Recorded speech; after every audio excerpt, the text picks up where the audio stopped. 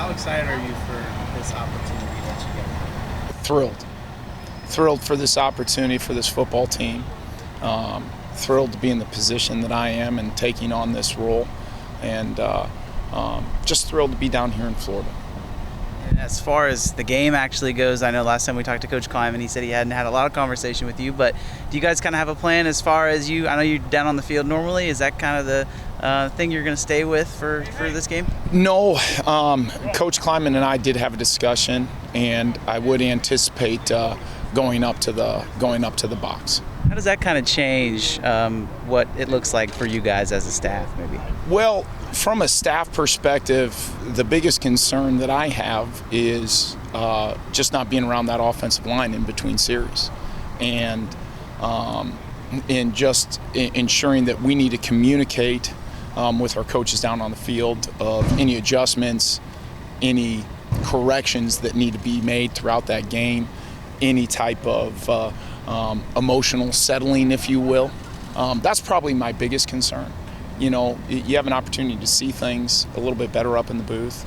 You have an opportunity to remove yourself a little bit from the emotion of a game up in the booth, and I think that provides an opportunity to get the next call out there. What has impressed you most about how Avery has prepared going in, knowing that he's the guy for later this week? The thing that has impressed me the most about Avery has been how ready he is for this moment. So when you look at opportunity and preparation, he didn't begin preparing that Monday after the Iowa State game. He's been preparing for this moment since he's been here. And his knowledge, his desire to continue to grow with a little bit different of a voice in that front room, a little bit different of a voice from a play caller standpoint, has been extremely impressive. The maturity of this young man is off the charts. You really can't say enough about who he is as a young person. And then as far as, obviously you guys feel good with DJ running back wise, but behind him, who has kind of stepped forward to kind of fill that next in line? Yeah, it's going to be a little bit of a committee. You know, I really like how young Joe Jackson has continued to prepare and how much he's continuing to improve.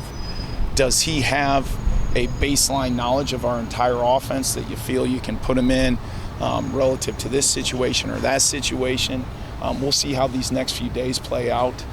James White has done a phenomenal job, and then Jordan Shippers, you know, has been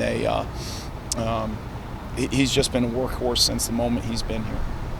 As far as you go, I know you talked about talking and communicating with that offensive line, but having that veteran group has got to have made this transition a little bit easier for you. Having that veteran group has made these past 2 weeks so much easier. The maturity of that group, their knowledge, their support, and their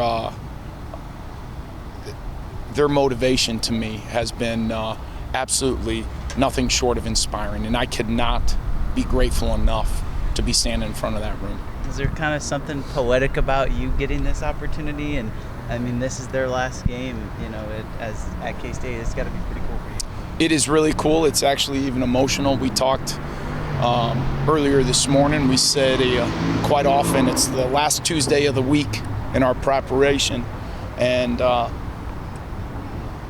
you know, I told them it's the last Tuesday of the year, and for a few of them, it's the last Tuesday of their career.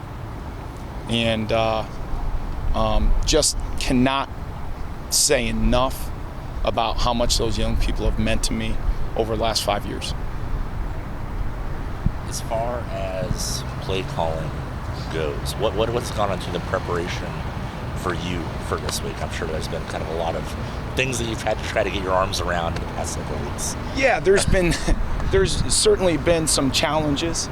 You know, Coach has done a phenomenal job of, even before we really dove into this week's opponent, of doing some good on good, and I think laughed as I had to climb a ladder very reluctantly to call a game or call a situation from our film booth in the indoor facility. So again, this is a moment that I've been preparing for my entire career, and